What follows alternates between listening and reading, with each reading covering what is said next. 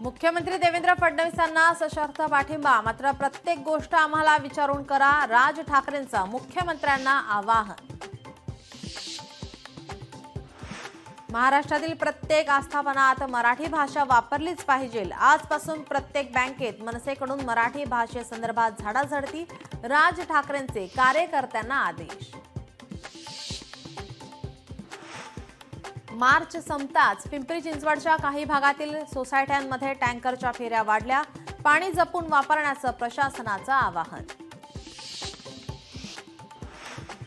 वक्फ बोर्डाच्या मुद्द्यावरून छत्रपती संभाजीनगरमधील मुस्लिम बांधव नाराज, हाताला काळ्या फिती लावून करणार नमाज पठण. श्री स्वामी समर्थ प्रकट दिनाचा उत्साह, दर्शनासाठी अक्कलकोट येथे भाविकांची मोठ्या प्रमाणात गर्दी.